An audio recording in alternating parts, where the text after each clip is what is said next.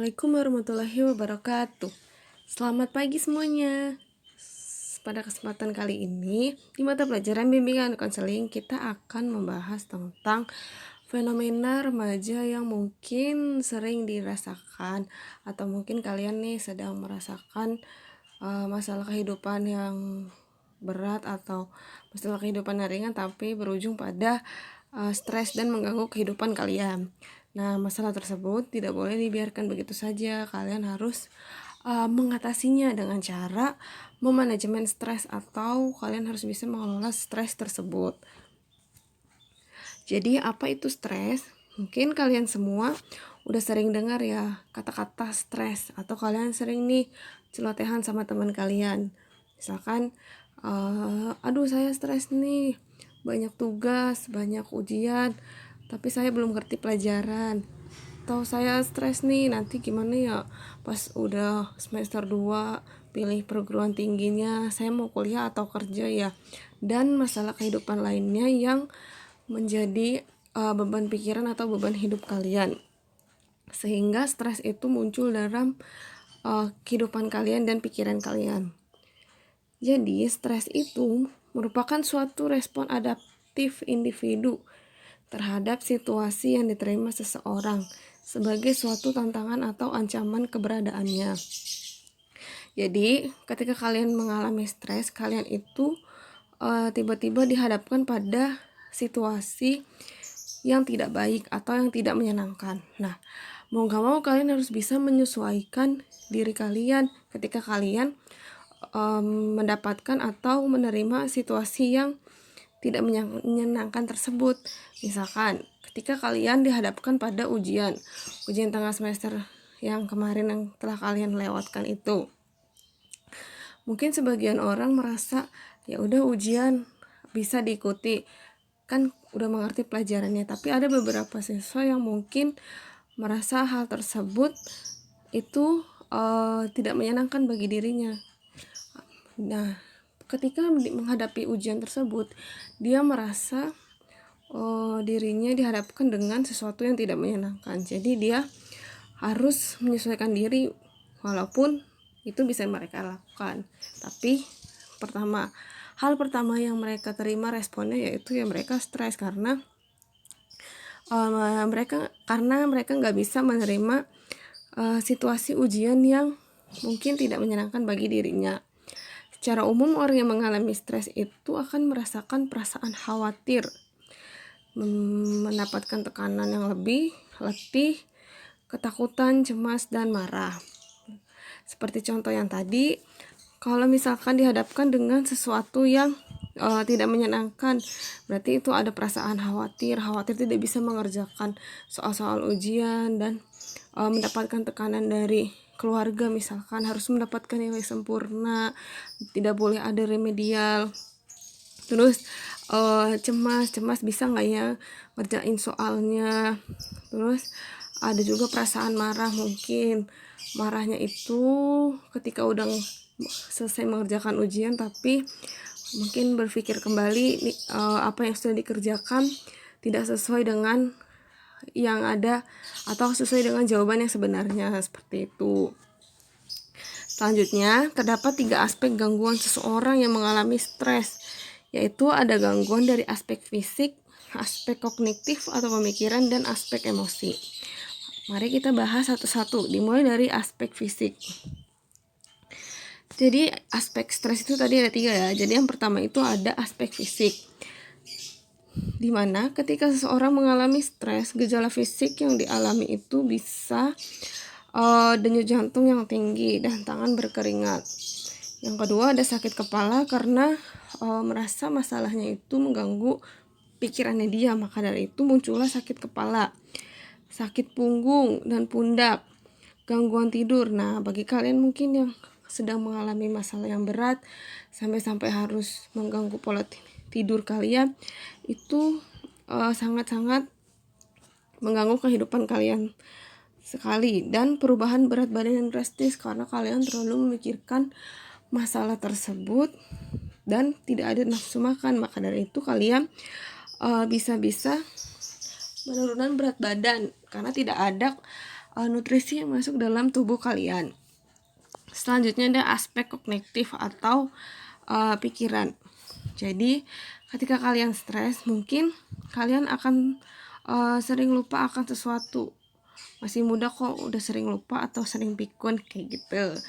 Sulit berkonsentrasi karena kalian sering memikirkan masalah tersebut yang berlarut-larut. Maka dari itu kalian belajar sendiri sulit untuk berkonsentrasi. Terus kalian juga cemas sama yang kalian pikirin itu, dari masalah itu kalian cemas.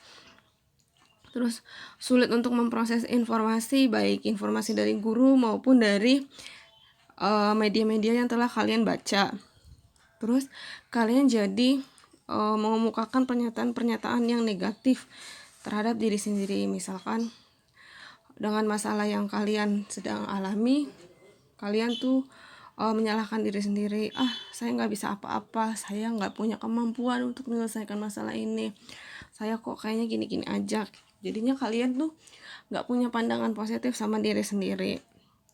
Selanjutnya ada aspek emosi. Nah, kalau aspek emosi ini kelihatan banget sama orang-orang yang mungkin sedang mengalami masalah yang berat. Entah dia jadi cepat marah, cemas dan cepat panik, ketakutan, sering menangis, dan mengalami peningkatan konflik interpersonal. Ibaratnya mah senggol bacok gitu. Kalau misalkan lagi banyak masalah, terus tiba-tiba teman kalian ada yang kok ini sensian, terus ditanya dikit marah. Nah, itu mungkin bisa jadi salah satu ciri-ciri teman kalian sedang mengalami masalah yang berat sampai stres dan mengganggu aspek emosinya. Lanjut, mengapa kamu mengalami stres?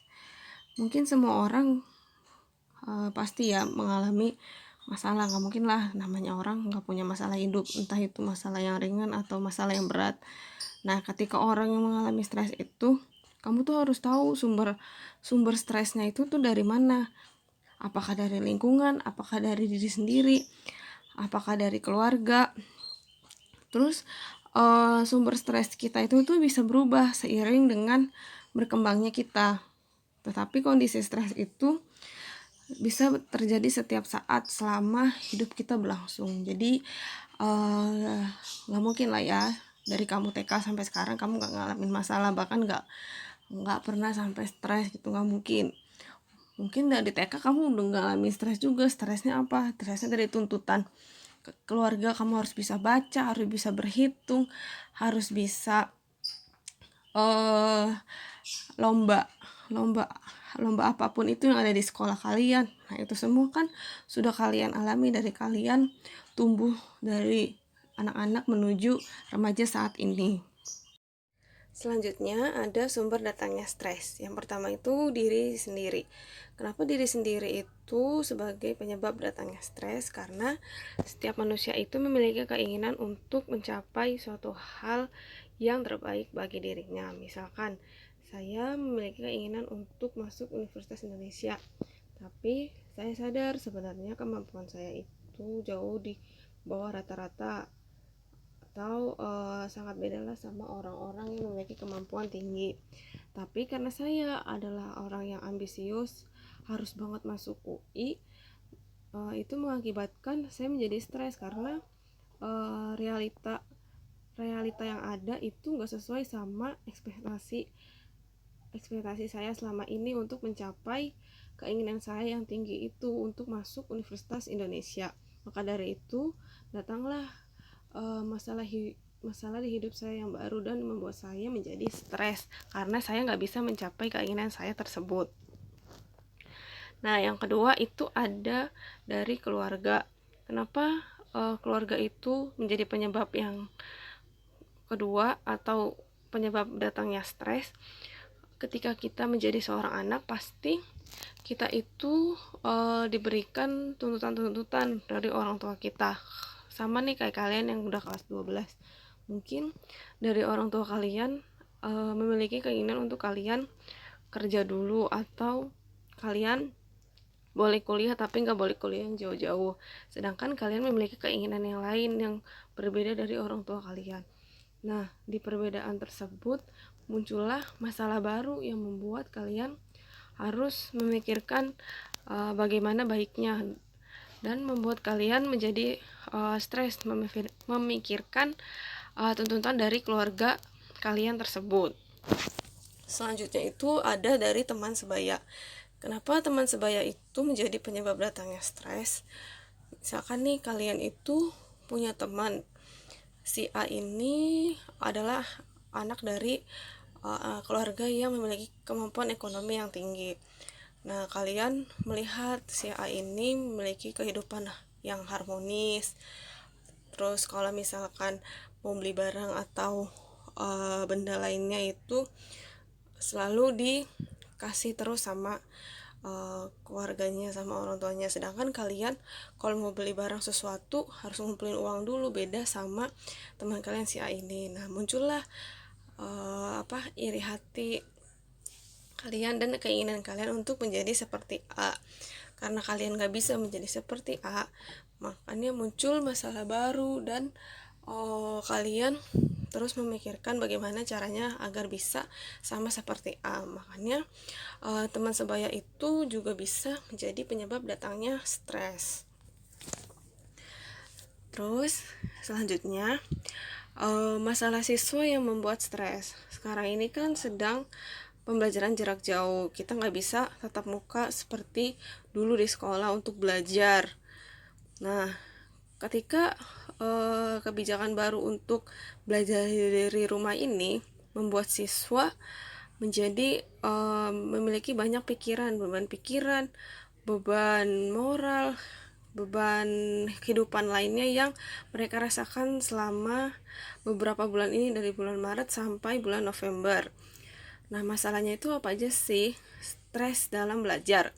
Stres dalam belajar adalah perasaan yang dihadapi oleh seseorang ketika terdapat tekanan-tekanan.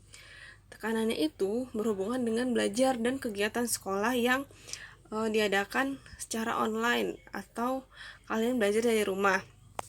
Misalkan tenggat waktu untuk pengumpulan PR dan tugas. Mungkin ada beberapa mata pelajaran yang mengumpulkannya deadline-nya itu berbarengan, jadi kalian bingung mau kerjain tugas yang mana dulu, padahal kedua tugas tersebut adalah tugas yang penting untuk dikumpulkan. Lalu saat menjelang ujian itu juga bisa membuat kalian stres, dan hal-hal lainnya yang mungkin masalah dalam belajar seperti kurangnya mengerti pelajaran. Terus kalian merasa ngantuk dan jenuh saat belajar di rumah karena tidak ada pendamping untuk memberikan arahan langsung atau memberikan penjelasan langsung terkait pelajaran kepada kalian. Seperti itu masalah siswa sekarang yang sedang dialami. Mungkin semua siswa akan mengalami hal tersebut. Terus selanjutnya, apa saja sih yang dilakukan siswa ketika mereka mengalami stres? Yang pertama, mereka akan melampiaskan hal-hal yang kurang baik untuk mengurangi rasa stresnya. Yang pertama itu mereka akan malas belajar. Ketika mereka malas belajar, mereka tidak akan ikut belajar online setiap pagi yang dilakukan di sekolah. Lalu mereka tidak akan pernah absen di beberapa mata pelajaran dan mengabaikan pekerjaan sekolah atau tugas-tugas yang diberikan oleh guru, karena mereka menganggap sekolah itu tidak penting. Yang penting hanyalah masalah yang sedang dihadapinya saat ini dan bagaimana caranya untuk mengurangi rasa stres yang sedang dia rasakan. Setelah itu dia hanya fokus di sosial medianya saja untuk mengupload status galau agar teman-temannya tahu kalau misalkan dia itu sedang memiliki masalah yang berat sehingga dia itu stres dan tidak mau sekolah. Nah, mungkin ada juga nih ketika dia mengupload status galau di sosial media, temennya memberikan komentar untuk mengajaknya nongkrong sampai lupa waktu. Ketika dia sudah nongkrong sama teman sampai lupa waktu, misal dari pagi sampai malam, ketemu pagi lagi, itu bisa saja dia mengalami mudah sakit. Apakah yang dilakukan kalian itu sudah benar? Mungkin kalian merasa hal yang dilakukan itu sudah benar bagi diri kalian, tetapi sesungguhnya Hal tersebut hanyalah sebagai pelampiasan kalian dari perasaan stres kalian itu.